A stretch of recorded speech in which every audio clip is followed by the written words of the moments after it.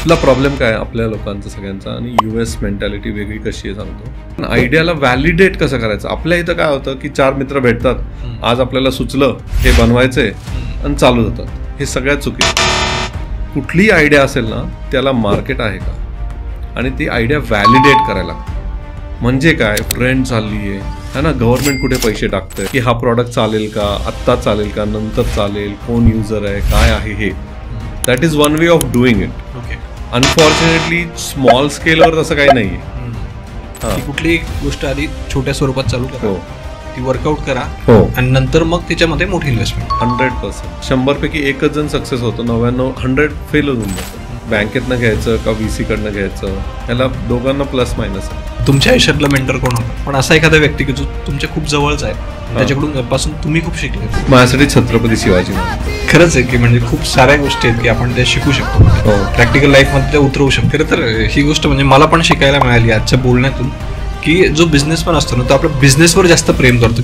पैसे कसे मागायचे आणि पैसे नाही मागितलं तर बिझनेस जाणार आहे. बरोबर. आणि जर तुमचं पिंड नसेल पैसे मागायचं तर असा माणूस बघा तो पैसे मागू शकतो, पण पैसे मागा, बिझनेस वाचवायचा आहे. लोन काढून बिझनेस करावा का? आपल्या सगळ्यांना योगेश पाटीलचा नमस्कार. आपल्या सगळ्यांचं स्वागत आहे 10 पट मोठी स्वप्न पाहणाऱ्या नव्या महाराष्ट्राच्या सगळ्यात इन्स्पिरेशनल पॉडकास्टमध्ये, ज्याचं नाव आहे श्रीमंत स्टुडिओ प्रस्तुत श्रीमंत व्हा विथ योगेश पाटील. तर मित्रांनो, आजच्या एपिसोडमध्ये आपल्या सगळ्यांसोबत एक स्पेशल गेस्ट आहेत. त्यांचं नाव आहे सागर बाबर सर. आता हे नाव बऱ्याच लोकांना परिचित असेल, म्हणून मी टाईम वेस्ट न करता आजच्या या पॉडकास्टला स्टार्ट करतो. परंतु त्याआधी आपल्या श्रीमंत स्टुडिओ या चॅनलला सबस्क्राईब करायला विसरू नका. तर सागर सर, तुमचं श्रीमंत व्हा या महाराष्ट्रातील सगळ्यात इन्स्पिरेशनल पॉडकास्टमध्ये स्वागत आहे. नमस्कार. थँक्यू. येस. तर तुम्ही बऱ्याच लोकांना परिचित आहात, तुमचं कॉन्टेंट बऱ्याच लोकांना परिचित आहे आणि तो त्या लोकांना आवडतोय कारण त्याच्यामध्ये एक एक्सपिरियन्स आहे. राईट. असं नाही की म्हणजे आजकाल कॉन्टेंट क्रिएटर तयार होतात पण ते कुठून तरी वाचतात, कुठून तरी कॉन्टेंट उचलतात, म्हणून तो ग्रो नाही होत पटकन. तुम्हाला फार कमी टाइम मध्ये सक्सेस मिळाली आहे. येस, त्याच्यासाठी कॉंग्रॅच्युलेशन. खूप दिवस झाले तुमच्यासोबत पॉडकास्ट करायचा होता आणि आज चान्स मिळतोय. तर मला सगळ्यात आधी हे विचारायचं की हा जो तुमचा एक्सपिरियन्स आहे या मागची स्टोरी काय आहे? हा जो एक्सपिरियन्स किंवा हे मी का कॉन्टेंट बनवतोय, स्टोरी अशी आहे की मी जेव्हा गावाकडे जायचो आणि मग असं ऐकायचो की वडिलांचे पेन्शनचे पैसे आले, सगळे एखाद्या मुलांनी बिझनेसमध्ये टाकले, बुडले. एखाद्याची शेती विकली बिझनेस करायचा म्हणून. म्हटलं याला सगळ्याला सोल्युशन काय, म्हणजे जर माझ्या गावात होतोय तर सगळ्या गावांमध्ये होत असणार. बरोबर. पैसे बरेच बुडत आहेत मराठी माणसांचे, स्पेसिफिकली मराठी माणसांचे. म्हटलं सोल्युशन काय. आता मला तर एवढा वेळ नाही की मी जाऊन सांगेल तिथे की काय करायचं. म्हटलं याला काय करायचं, आणि मी टेक्नॉलॉजी बॅकग्राऊंड, म्हटलं चला आपण एक चॅनल चालू करू आणि छोट्या छोट्या गोष्टी आपल्याला शिकू. कारण ज्या बाकीच्या कम्युनिटीज आहेत, मारवाडी, गुजराती, सिंधी, त्यांना घरातनं हे संस्कार असतात बिझनेसचे, ते आपल्या कम्युनिटीला मिळत नाही. मग ते कसे शिकवायचे, मग त्याच्यासाठी हा चॅनल चालू केला. आणि फक्त हाच आपला ऑब्जेक्टिव्ह होता की आपल्याला मराठी माणसाला हेल्प करायचं आहे, आणि त्यामुळे हा बहुतेक चालला असेल. काही त्याच्यात दुसरा ऑब्जेक्टिव्ह नाही, कारण ते मनापासून आलेलं. ऍब्सोल्युटली. येस. पण मग तुमची रिअल लाईफ स्टोरी पण मला थोडीशी जाणून घ्यायची आहे. माझी रिअल लाईफ स्टोरी मी बऱ्याच ह्याच्यात बोललोय, पण मी लहानाचा मोठा जुन्नरला झालो आणि जुन्नरवरनं मग पुण्याला आलो. पुण्यावरनं मग माझं BCS मास्टर्स केलं, मग मी जर्मनीवरनं MBA केलं. मग मी IBM मध्ये होतो एक 10 वर्ष. आणि मग IBM मध्ये जेव्हा मी मोठं अकाउंट हे करायचो, IBM मध्ये माझं जवळजवळ 1000 कोटीचं अकाउंट वगैरे होतं. पण मग तेव्हा वाटलं की आपण जर ह्यांच्यासाठी करतोय तर स्वतःसाठी करू. 1000 नाही, 100 कोटी तरी आपले होतील. बरोबर. मग त्यावेळेस मग मी UK वरनं रिझाईन करून परत आलो आणि स्वतःची कंपनी चालू केली. आणि तिथून मग चालू झालं. आज 10 वर्ष झालेत स्वतःच्या कंपनीला. बरेचसे अप्स डाऊन्स बघितलेत आणि तेच मी शेअर करत असतो. पण माझं जे मोठं लर्निंग आहे, आणि ते मी कायम सांगत आलोय सगळ्यांना, की सगळ्यांनी बिझनेसमध्ये यायला पाहिजे. म्हणजे ठीक आहे, चला मी आज 400 लोकांना जॉब देतोय, तुम्ही 5 लोकांना जॉब द्या, 2 लोकांना जॉब द्या, त्यांची घरं बनवा. ह्याच्यात जी मजा आहे ना ती स्वतः जॉब करण्यामध्ये नाही आहे. आपण दुसऱ्यांसाठी जेव्हा काम करतो ना ती मजाच वेगळी आहे. ते आहे. पण मग ज्यावेळेस समजा एखादा बिझनेस चालू करायचा असतो, ती सुरुवात होते समजा आयडियापासून. मग बऱ्याच लोकांना त्यामध्ये कन्फ्युजन असतं की यार माझ्या डोक्यात आयडिया तर आहे, पण ती चांगली आहे की नाही, ती वर्कआउट करेल की नाही, तर याचा कुठला विचार केला पाहिजे समजा चालू करताना? खूप मस्त प्रश्न आहे की आपला प्रॉब्लेम काय आपल्या लोकांचा सगळ्यांचा आणि US मेंटॅलिटी वेगळी कशी आहे सांगतो, की आज आपण दोघे विचार करतोय ना, आत्ता ह्या स्थितीला आपल्या डोक्यात जर एखादी आयडिया असेल ना, ह्या स्थितीला जगामध्ये ऍटलिस्ट 100 लोक तीच आयडिया विचार करतायत. बरोबर, तीच आयडिया विचार करतायत 100%. बरोबर. नाव पण आयडियाला व्हॅलिडेट कसं करायचं. आपल्या इथं काय होतं की 4 मित्र भेटतात, आज आपल्याला सुचलं हे बनवायचंय आणि चालू होतात. हे सगळ्यात चुकीचं आहे. कुठलीही आयडिया असेल ना, त्याला मार्केट आहे का आणि ती आयडिया व्हॅलिडेट करायला लागते. म्हणजे काय, फॉर एक्झाम्पल लेट्स से तुम्हाला एखादं रेस्टॉरंट टाकायचं, ओके है ना. तर रेस्टॉरंट टाकलं आणि तुम्ही वडिलांकडनं 50 लाख घेतले, पुण्यामध्ये टिळक रोडवर रेस्टॉरंट उघडलं, त्याला काही अर्थ नाही. तुमच्या डोक्यात जे रेस्टॉरंट आहे, लेट्स से तुमच्या डोक्यातली आयडिया आहे की मला फिश रिलेटेड एक रेस्टॉरंट टाकायचं आहे, टिळक रोडवर असं नाहीये फॉर एक्झाम्पल, है ना. मग तुम्हाला काय करायचंय, तिथे जाऊन सर्व्हे करायचा आहे. ऍक्च्युली किती लोक येत आहेत, तिथे फिश खाणारी किती लोक आहेत, तिथे गाडीला पार्किंग आहे का, काय आहे का, लोक तिथेच येतात का, दुसरं मार्केट आहे. आणि हे सर्वेज ऑफिशियली करून मगच तुम्हाला ती आयडिया व्हॅलिडेट झाल्यावर मग तुम्ही पैसे टाकले पाहिजे. ओके. तुम्हाला वाटलं म्हणून ती आयडिया चांगली असं नाहीये. कन्झ्युमरने तुम्हाला सांगायला पाहिजे येस हे रेस्टॉरंटची पुण्यात गरज आहे. बरोबर. हा फरक आहे आपल्याला. आणि त्याच्यासाठी US मध्ये आहेत ना बरेचसे लीगल एंटिटीज आहेत ज्या तुम्हाला आयडिया व्हॅलिडेट करून देतात. अरे वा. हा, मग त्यासाठी पण पुण्यात तुम्ही काय करू शकता, फिजिकली जावा ना. एक काय तुम्हाला सॅम्पल 1000 लोकांचं पाहिजे, लेट्स से तुम्हाला एखाद्या जागी टाकायचंय, तुम्ही त्या रेस्टॉरंटच्या बाहेर जावा, एखादी एजन्सी लावा आणि विचारा की तुम्हाला ह्या एरियामध्ये फिशचं हॉटेल चांगलं वाटेल का. म्हणजे प्रॉपर सर्वे बिना काहीच करता येत नाही हॉटेल इंडस्ट्रीमध्ये. तर तुमची एखादी टेक्नॉलॉजी वाईज आयडिया असेल तर बेस्टच आहे. तुम्ही जे ग्रुप्स असतात, कम्युनिटीज असतात ऑनलाईन, तिथं जाऊन चेक करा. पण जोपर्यंत तुम्हाला असं वाटत नाही ना की मी 1000 लोकांशी बोललो आणि 1000 मधले 100 लोक म्हणले व्हेरी गुड, मगच उतरायचं. नाही तर त्या आयडियाला काही अर्थ नाही. ती तुमची आयडिया, त्याला अर्थ नाही. बरोबर. पण मग याच्यामध्ये टायमिंगचा पण इश्यू असतो का, की राईट टाइम कसा ओळखायचा समजा. असतो ना. म्हणजे टायमिंगचा कसा इश्यू आहे, लेट्स से फॉर एक्झाम्पल आता ChatGPT आणि OpenAIचं खूप चाललंय, है ना. तर आता जर तुमची आयडिया एखादी ह्याच्या रिलेटेड असेल आणि तुम्ही जर ही बस सोडली तर देर इज अ चान्स की हे मार्केट निघून जाईल आणि तिथे जास्त कॉम्पिटिटर येतील. त्यासाठी टायमिंग एक महत्वाचं. दोन प्रकारे, एक तर कॉम्पिटिटर वाढतील, है ना, कारण ती बस निघून गेली, 100 लोक आली आणि मग तुम्ही येता, त्याला काय अर्थ नाही. दुसरी गोष्ट, टायमिंगला काय महत्व असतं की काही काही आयडियाच्या लाईफ पण असतात. ओके. म्हणजे फॉर एक्झाम्पल टेक्नॉलॉजीमध्ये तर ते बदलत असतात सगळ्या. आता OpenAIची लाईफ म्हणतात 3 वर्ष. फॉर एक्झाम्पल तुम्ही आपलं पॉडकास्टच घ्या. आज असं प्रेडिक्ट केलं जातं की 3 वर्ष पॉडकास्ट चालतील, त्यानंतर काहीतरी नवीन येईल. बरोबर है ना. तुम्ही जर 2 वर्षांनी अजून आले पॉडकास्ट मध्ये, त्याला काय अर्थ नाही ना.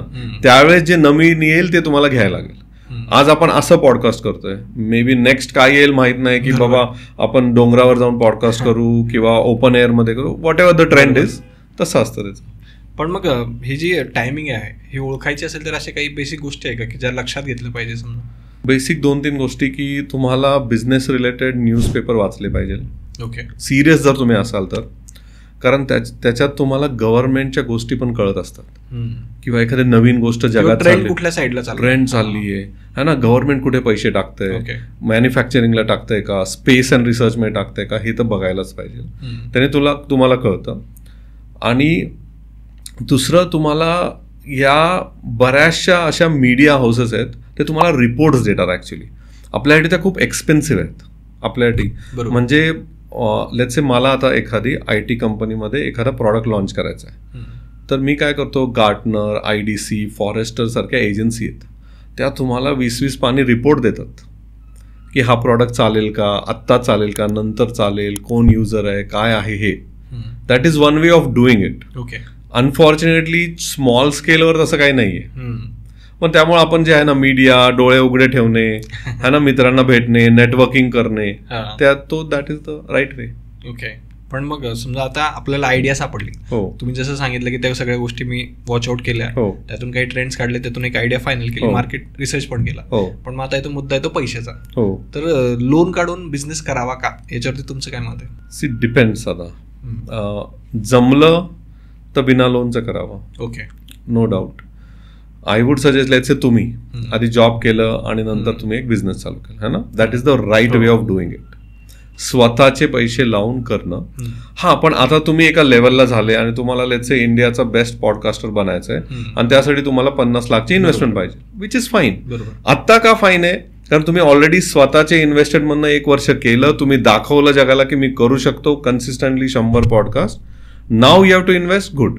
प्रॉब्लेम कुठे येतो? तुम्ही बिझनेस करतानाच म्हणले ना मला 20 लाख रुपये लोन घेऊन करायचंय, मग ते प्रेशर येणार, मग त्याचा हफ्ता येणार, मग येणार है ना, मग त्याच्यात पडू नका.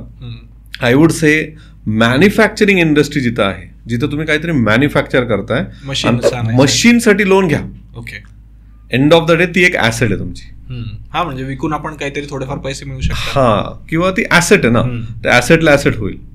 पण बाकी कशासाठी? तुम्हाला मार्केटिंगसाठी, सेलसाठी? I don't think so. पहिले तुम्ही एक स्वतःचा बिझनेस सेट करा आणि मगच त्याच्यात उतरा. Friends and family could be one more thing, trusted है ना, पण त्यांच्याकडनं घेताना तुम्ही लोन म्हणून घ्या आणि त्यांना खूप जबाबदारीने घ्या. लोनपेक्षा ते बेटर राहील. हा, ते आहे म्हणा की कुठली गोष्ट आधी छोट्या स्वरूपात चालू करा, ती वर्कआउट करा आणि नंतर मग त्याच्यामध्ये मोठी इन्व्हेस्टमेंट. 100%. ओके. डायरेक्ट मोठे केले ना, 100 पैकी 1च जण सक्सेस होतो, 99 फेल होऊन जातात. आपण आज पण पाहतो ना की लोक म्हणजे VCs कडनं फंड वगैरे घेतात, पण ते फायनली आज म्हणजे काय म्हणतात लॉसेस मध्ये चाललेत सगळे. हो, VC फंड तर चांगले, पण डिपेंड्स तुमचा बिझनेस कसा आहे ते आहे. म्हणजे डिपेंड्स. हे जे आहे ना, हा कॉन्सेप्ट की बँकेतनं घ्यायचं का VC कडनं घ्यायचं, त्याला दोघांना प्लस मायनस आहेत. हा, दोघांना. कारण काही म्हणतात VC कडनं घेतले तर तुम्हाला इक्विटी जास्त द्यायला लागते, लोन घेतले तर इंटरेस्टचं प्रेशर असतं, इंटरेस्टचं प्रेशर असतं, बरोबर है ना, मंजूर होत नाही, ही फार मोठी गोष्ट आहे. Absolutely agree. तेच. येस. त्याच्यानंतर आता बिझनेस मॉडेल म्हणून पण एक कन्सेप्ट आहे की जी आपल्या मराठी मुलांना समजतच नाही बऱ्यापैकी, की बिझनेस मॉडेल कसं असतं. हो, तर ते त्याबद्दल सांग ना थोडंसं. Very good question. आयडिया नुसती असून चालत नाही, त्याच्याबरोबर तुम्ही पैसे कसे कमवणार ह्याचा विचार यायला पाहिजे. म्हणजे फॉर एक्झाम्पल की तुम्हाला आज वाटलं की मला एखादा बिझनेस करायचा आहे, ठीक आहे, आयडिया इज व्हेरी गुड, तुम्हाला एखादं सॉफ्टवेअर बनवायचं आहे, पण तुम्ही पैसे कसे कमवणार हे जर तुम्ही आधी विचार नाही केला तर त्या बिझनेसला अर्थच नाही. तर बिझनेस मॉडेल काय करतं तुम्हाला? बिझनेस मॉडेलमध्ये तुम्हाला ते पहिलंच विचार केला जातो की तुम्ही पैसे कसे कमवणार, तुमचे कस्टमर कोण असणार आहे, कुणाकडनं पैसे घेणार, किती पैसे घेणार, ते मार्केट आहे का, हे सगळं त्या बिझनेस मॉडेलमध्ये जातं. त्यामुळं बिझनेस मॉडेलचा तुम्हाला अभ्यास करणं खूप जरुरी आहे.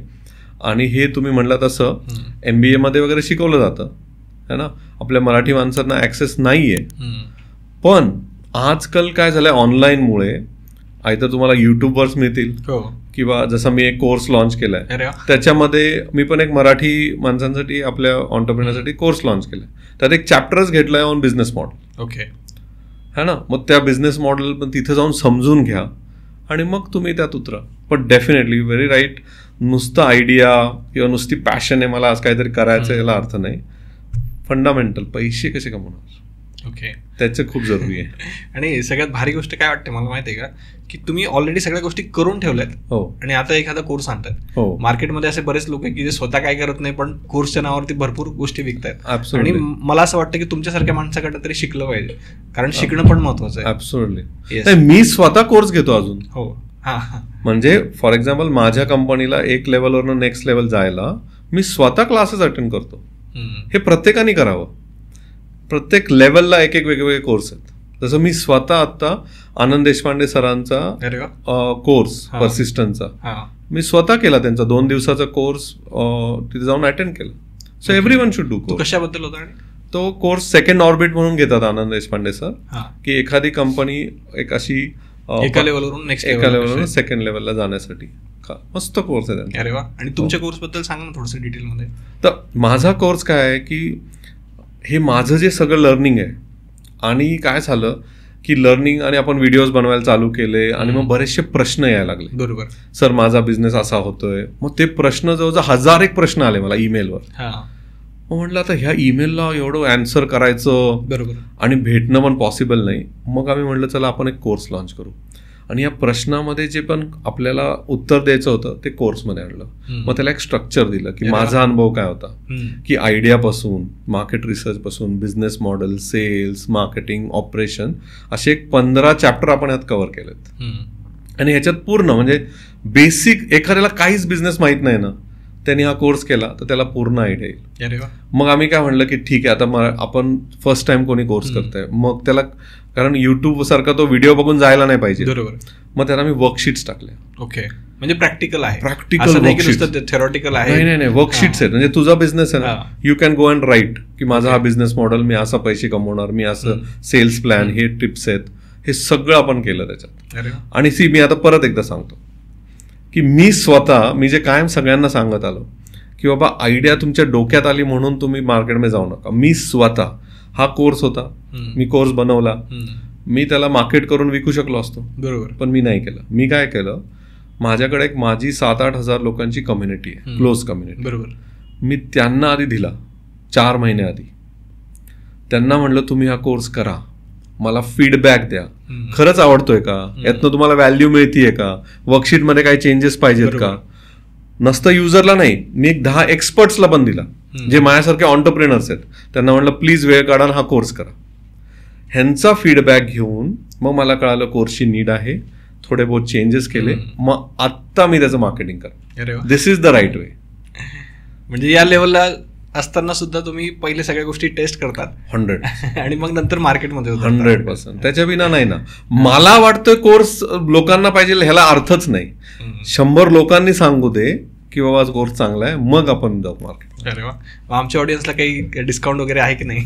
100%. मतलब तुम्ही जे करताय ना की बाबा विचार, व्यक्तिमत्व आणि पैसा, दिस इज फंडामेंटल. म्हणजे तुम्ही तो कॉर्ड पकडलाय ना, याला प्लीज सोडू नका. आपल्या मराठी माणसांना वैचारिक पण वाढले पाहिजे, व्यक्तिमत्व वाढलं पाहिजे, राहायचं कसं, खायचं काय, बोलायचं कसं है ना, आणि पैशाने पण वाढलं पाहिजे, राईट. तर ह्याच्यामध्ये तुम्ही जे बसवलंय ना, दिस इज व्हेरी गुड, लक्षात राहील ते. येस. त्यानंतर आता एक गोष्ट की समजा आता शार्क टँक वगैरे चालू झाले, ते आजकाल त्याच्यामुळे पण बिझनेसची बरीच अवेअरनेस वाढते, पण त्यातल्या बऱ्याच टेक्निकल गोष्टींना समजत नाही म्हणजे सामान्य माणसाला. जसं की त्याच्यामध्ये एक गोष्ट असते की पिव्हेट करणे, राईट टाइम आला की पिव्हेट करा. तर त्याचा काय अर्थ असतो समजा? Very good. माझ्या कोर्समध्ये चॅप्टरच ठेवलाय मी पिव्होट म्हणून. काय असतं आता फॉर एक्झाम्पल की तुम्ही एखादा बिझनेस, फॉर एक्झाम्पल तुमचाच बिझनेस घेऊ, लेट्स से की तुम्हाला असं वाटतं की तुम्ही पॉडकास्ट हा बिझनेस करायचा, बरोबर है ना, आणि तुम्ही छान करताय सगळं, पण तुम्हाला माहित नाही ना की एक्सटर्नल फोर्सेस काय आहेत, ते किती वर्ष चालणार आहे. मग त्याला तुम्हाला पिव्होटचा अर्थ काय की पॉडकास्ट रिलेटेड 2 गोष्टी तुम्ही पिव्होट करू शकता. हा तुमचा श्रीमंत व्हा एक पॉडकास्ट आहे. दुसरं तुम्हाला वाटू शकतो नाही मार्केट इकडे चाललंय, मला आता ह्याचे पॉडकास्ट बनवायचे. This is one way of doing pivot. बरोबर. आयडियली तुम्ही तुमच्या बिझनेसमध्येच एक लाईन उघडली वेगळी, that is pivot. Let's say तुमचं एक चष्म्याचं दुकान आहे, वर्षानुवर्ष चाललंय, 10 वर्ष तुम्ही ते चालवताय, तुम्हाला जाणवतंय की बाबा कस्टमर वॉक इन कमी व्हायला लागलेत, लोक सगळे ऑनलाईन विकत घेतात, बरोबर. तुम्ही हीच ब्रँड ऑनलाईन ई कॉमर्सवर गेले, that's also pivot. That's also pivot. Okay. तर ह्यालाच पिव्होट, आणि हे खूप जरुरी आहे. मला तर एका मोठ्या बिझनेसमॅन माझ्या मित्रांनी सांगितलंय की त्यांनी एक त्याचा अभ्यास असेल, त्यांनी एक सांगितले तुम्ही एखाद्या बिझनेसमध्ये जर 10 वर्ष असाल, so that is the time तुम्हाला दुसऱ्या बिझनेसकडे पिव्होट व्हायची वेळ. आता त्याचं लॉजिक असेल, सगळ्यांना असेल माहित नाही, आय वुड से, पण एक आपल्याला कळून जातं की यार आता गोष्टी वर्कआउट नाही होत. येस. थोडंसं आपल्याला थोडी गोष्टी शिफ्ट केल्या पाहिजे.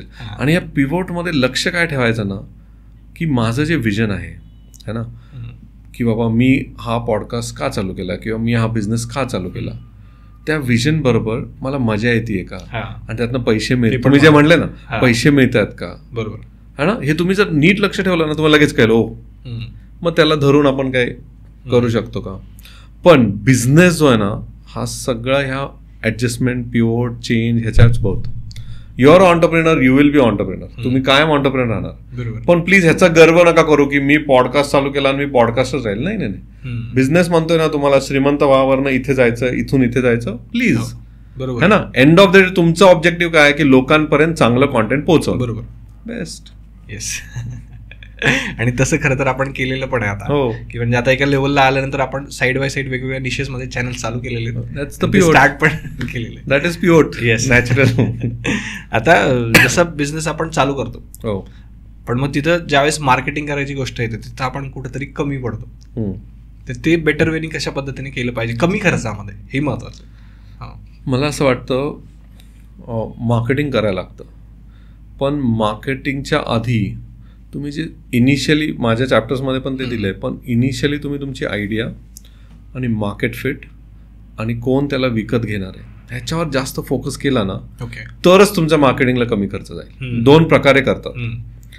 तुम्हाला लेट्स से फॉर एक्झाम्पल तुम्हाला क्लिअर कळालं, लेट्स से तुम्ही मार्केटमध्ये या माईकचं प्रोडक्शन करणार. ओके, तुमचं सगळं ठरलं की माईकचं प्रोडक्शन करणार आहे. पण तुम्हाला बिझनेस प्लॅनिंग करताना जर कळालं ना माईक घेणारे ही 10,000 लोक ह्याच जागेत इथंच भेटतात, हे क्लिअर झालं ना तुम्हाला एकदा, आणि कळालं ना खरंच त्यांना गरज आहे ह्या माईकची, मार्केटिंगचा कॉस्ट कमी लागतो. बरोबर आहे. पण तुम्ही स्वतःच ठरवलं की मला आता जायचंय मार्केटमध्ये, घ्यायचंय आणि विकायचंय, देन मग तुम्हाला खूप पैसे, मार्केटिंग म्हणजे काय अवेअरनेस की माईकची का गरज आहे हे तुम्ही सांगा. म्हणजे लोकांना घ्यायचं आहे, त्याचं एज्युकेशन तुम्ही देताय आणि तुम्ही पैसे खर्च करा, त्याला अर्थ नाही. त्यामुळे आम्ही काय म्हणतो की यू डिसाईड द मार्केट. तुमचं मार्केट एकदा ठरलं, तुमचा बायर एकदा ठरला क्लिअर की हीच लोक माझं घेणार आहेत, मग मार्केटिंग कमी होऊ शकतं. ओके, कारण मार्केटिंग इज व्हेरी एक्सपेन्सिव्ह. तुम्ही असं नाही करू शकत, तुम्हाला असं करायचं, एवढ्याच चौकानात बसवायचं. मग मार्केटिंगचे टेक्निक्स आहेत. I would suggest as on today go online. 90% business, 100 म्हणू शकत नाही, 90% बिझनेस ऑनलाईन मार्केटिंगवर मस्त करू शकतात. बरोबर आहे. गो ऑनलाईन, पण त्यात पण असं निश एवढ्याच जायचं. हा, अभ्यास करा. येस, सकाळीच आपला एक पॉडकास्ट झाला त्याच्यामध्ये डॉक्टर मॅडम आहेत, तर त्यांनी पण आता ऑनलाईन कन्सल्टेशनकडे त्या शिफ्ट होत आहेत, कारण त्यातून त्या पूर्ण इंडियालाच टार्गेट करू शकतात. सर तुम्ही सांगितलं तर सही, समजा मार्केटिंगचं वगैरे आपण इथपर्यंत आलोय, पण मग मला एक गोष्ट आठवली की बरेच लोक ना आयडियाच करत राहतात, ते ती गोष्ट कधी एक्झिक्यूट करतच नाही. हो, तर याच्याकडे तुम्ही कसं बघतात? समजा मला जर विचारलं आयडिया आणि एक्झिक्युशनला किती वेटेज आहे, आय वुड, माझी philosophy, I would say idea is only 20%. Okay, it is all about execution. सगळं एक्झिक्युशनच आहे. म्हणजे तुम्हाला एक आपलं छत्रपतींचं एक्झाम्पल दिलं जातं, राईट. छत्रपतींचे एक विजन होतं की स्वराज्य बनवायचं. बरोबर. You can say that is an idea, that's it. त्यांच्या डोक्यातलं विजन की मला स्वराज्य बनवायचं है ना. पण त्यांनी त्याचं एक्झिक्यूटच केलं नसते, टीम आणली नसती, गड जिंकले नसते, वाढवलं नसतं, त्याला काही अर्थ नाही. बऱ्याच लोकांनी स्वराज्य बनवायचा प्रयत्न केला होता. स्वराज्य नाही, पण बऱ्याच लोकांनी महाराजांचा का सक्सेस झाला, माझं एक तर विजनरी होतेच, पण परफेक्ट एक्झिक्युशनरी होतं. परफेक्ट म्हणजे कसं लागतं ना. त्यामुळे मी म्हणेल की मराठी माणसांनी नुसतं आयडियाच्या मागे जाऊ नका. आयडिया बरोबर एक्झिक्युशन, हार्डवर्क, कष्ट करण्याची तयारी खूप जरुरी आहे. ओके, पण तुम्ही म्हणता खरं एक्झिक्युशन, पण एक्झिक्युशन करत असताना पण काही अडचणी येतात. हो, जसं की सगळ्यात पहिली अडचण म्हणजे कॉम्पिटिशन. हो, की समजा मी एखादा बिझनेस चालू करतोय पण मार्केटमध्ये कॉम्पिटिशन आहे, मग अशा वेळी काय केलं पाहिजे? 100%. एखादा तुम्ही बिझनेसमध्ये उतरलाय ना, ही नॉर्मल आहे की कॉम्पिटिशन येणारच. कोणाला अर्ली येईल, कोणाला बिझनेस ग्रोथ झाल्यावर येईल, पण कॉम्पिटिशन येतेच. त्याला बिलकुल घाबरायचं नाही. Competition is part and parcel. म्हणजे एक काय होतं, मला असं वाटतं कॉम्पिटिशननी काय होतं की तुम्ही स्वतः एकदम परत नॉर्मल येता. म्हणजे काय होतं, कधी कधी तुम्ही बिझनेसमध्ये उतरला आणि बिझनेस चांगला चाललाय, तर तुमच्या कधी कधी चान्सेस डोक्यात जातात, आता मीच राजा आहे. बरोबर. आणि तिकडून एक माणूस आला, तुमच्या पुढे जायला लागला, तर तुम्हाला काय वाटतं, अरे माझं काही चुकतंय का, am I doing something wrong, है ना, मी काय वेगळं केलं पाहिजे. तर कॉम्पिटिशनला ऑलवेज पॉझिटिव्ह घ्या. Now I would suggest one thing की कॉम्पिटिशनच्या पुढे कसं जायचं. कॉम्पिटिशन आहे, त्याला पॉझिटिव्ह घेतलं, सगळं छान, त्याला पुढे कसं जायचं. तर एकच गोष्ट जी कायम छत्रपतींनी पण केली, आपल्या महाराजांनी काय केली की कॉम्पिटिशनच्या बद्दलची माहिती इतकी गोळा करा.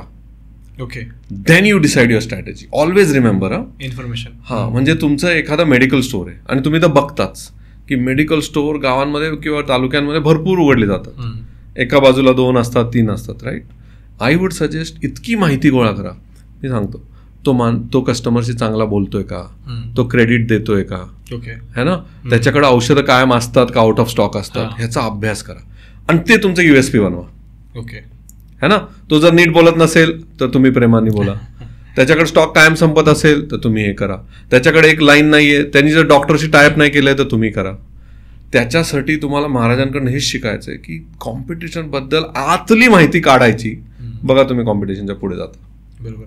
म्हणजे आतली इन्फॉर्मेशन काढून बेसिकली थोडासा अभ्यास करायचा की समोरचा कुठं कमी पडतोय आणि मग ती गोष्ट आपण आपल्या बिझनेसमध्ये ऍड करायची आणि तिथे पुढे जायचं. सी कॉम्पिटिशन मध्ये एकच तुम्हाला पुढे नेऊ शकते, हाऊ, म्हणजे तुम्ही त्याच्यापेक्षा वेगळे कसं, है ना.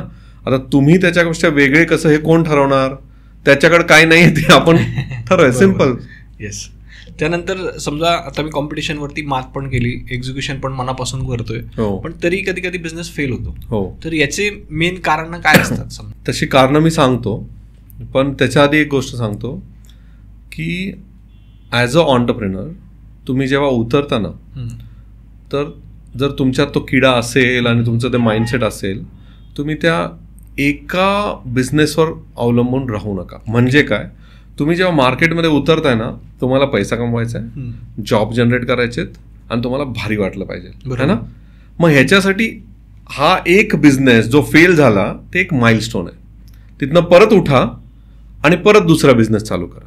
हे पहिली आहे ना. म्हणजे की बिझनेस फेलियर हा एक बिझनेसमॅनच्या आयुष्यातली एक गोष्ट आहे, ती पार्ट अँड पार्सल, ती झाली.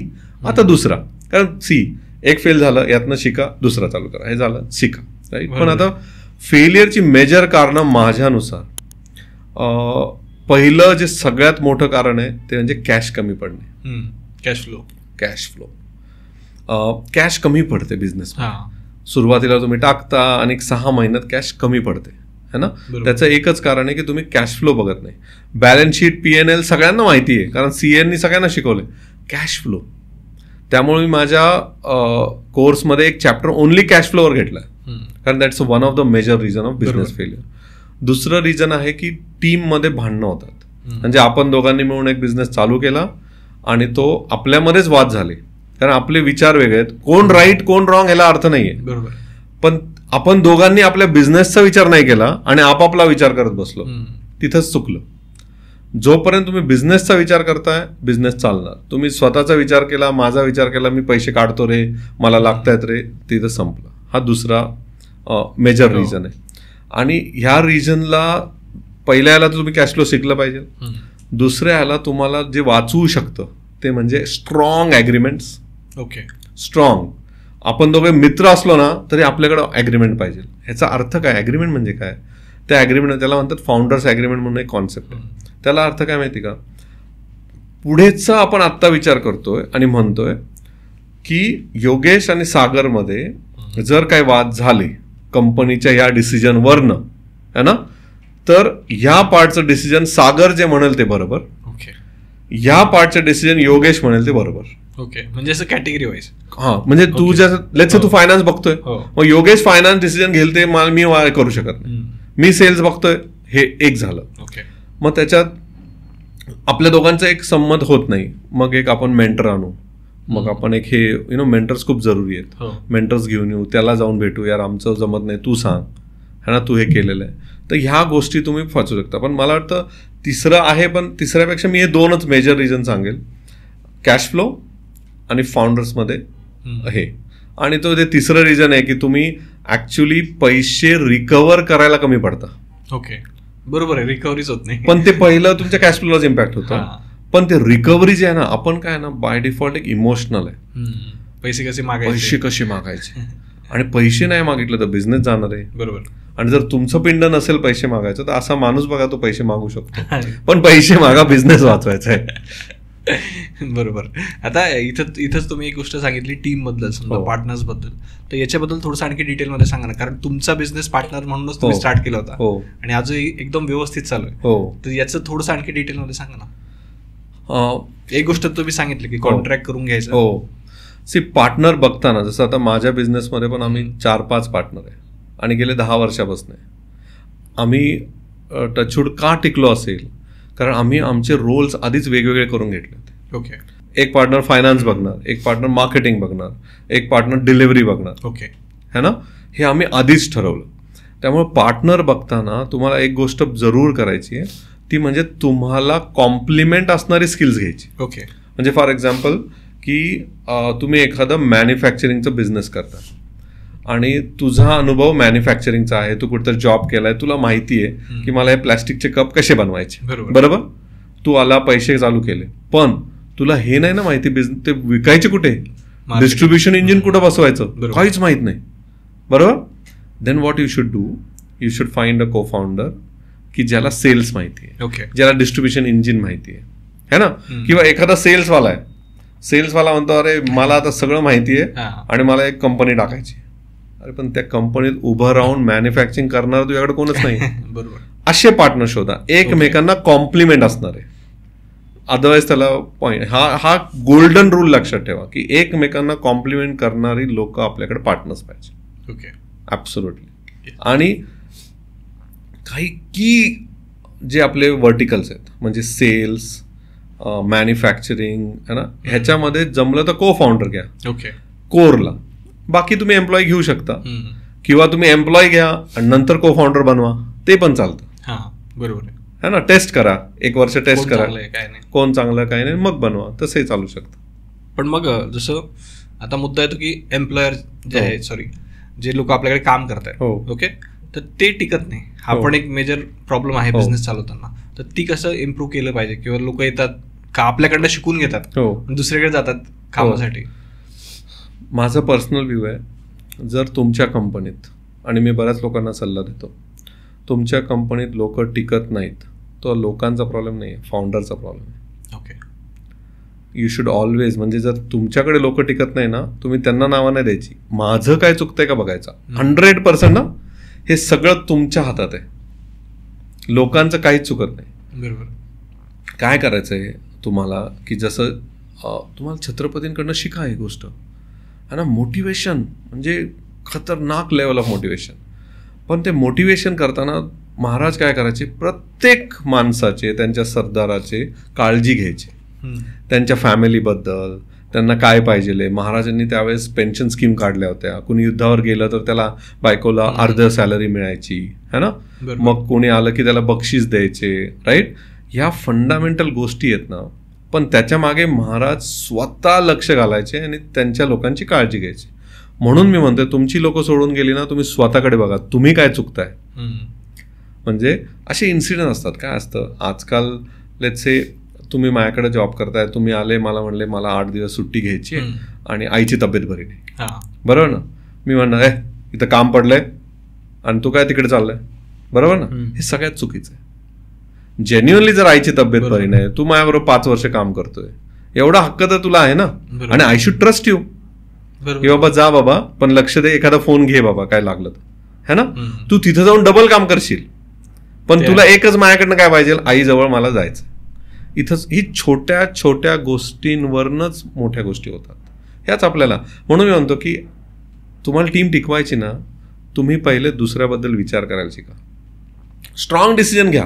तुम्हाला वाटलं ना की हा मुलगा काय फालतू काम करतोय, खोटं बोलतोय, इथिकल प्रॉब्लेम आहे, लगेच काढा, काही प्रॉब्लेम नाही. पण तो जर चांगला असेल ना, त्याची काळजी घ्या, हेच सांगायला, जपून नक्की ना.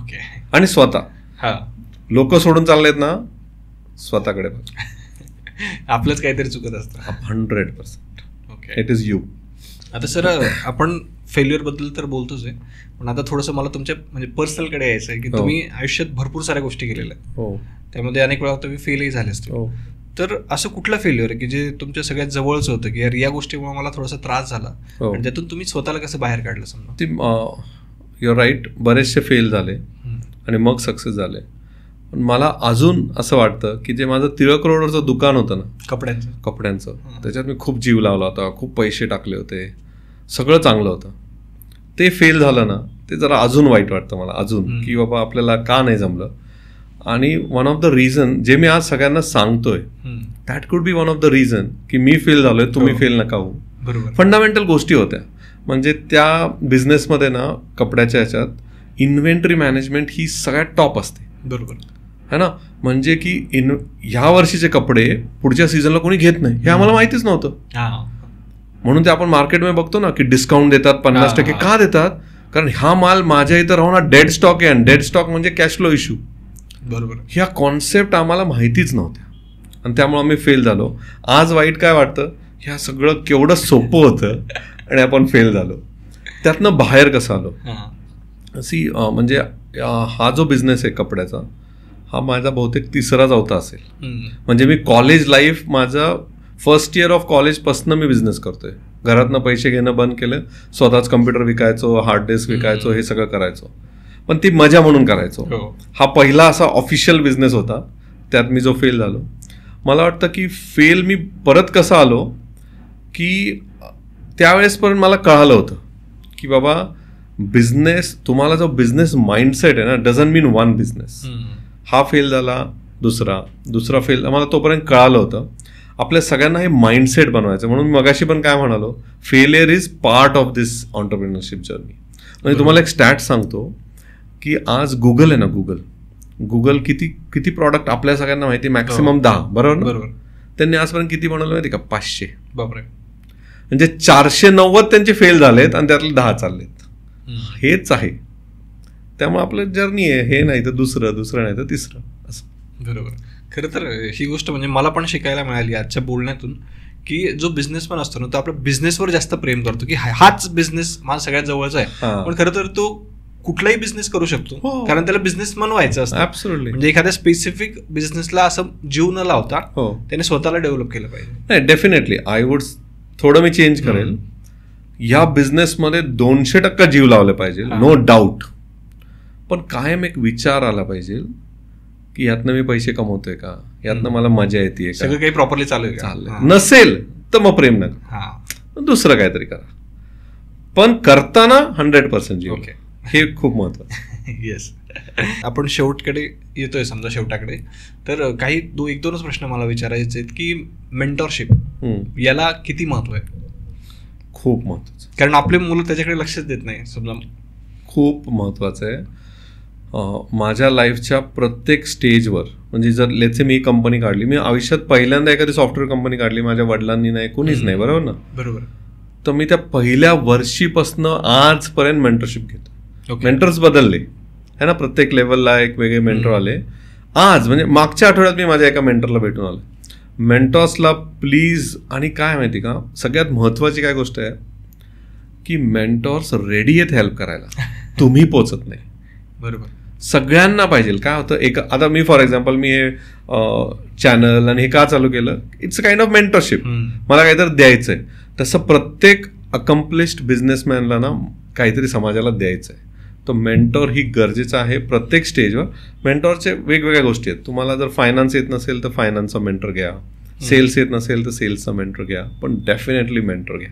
ओके. आणि तुमच्या आयुष्यातला मेंटर कोण होता? समजा आजपर्यंत अनेक आले असतील, पण असा एखादा व्यक्ती की जो तुमच्या खूप जवळचा आहे आणि त्याच्याकडून पासून तुम्ही खूप शिकले? ऍटलिस्ट 20-25 असतील. ओके. ऍटलिस्ट प्रत्येक स्टेजला. फॉर एक्झाम्पल आत्ता या घडीला कॉमसेन्स कंपनीला 2 फार स्ट्रॉंग मेंटर्स आहेत. एक आनंद देशपांडे सर आणि एक उम्मीद म्हणून माझे एक फर्स्ट एम्प्लॉयर होते, एक्सटेन्शिया कंपनीचे मालक. ते आम्हाला क्लोजली मेंटर करतात या घडीला, है ना. मग प्रत्येक 5 वर्ष, 2 वर्षापूर्वी दुसरे होते, पण आत्ता हे आहेत, है ना.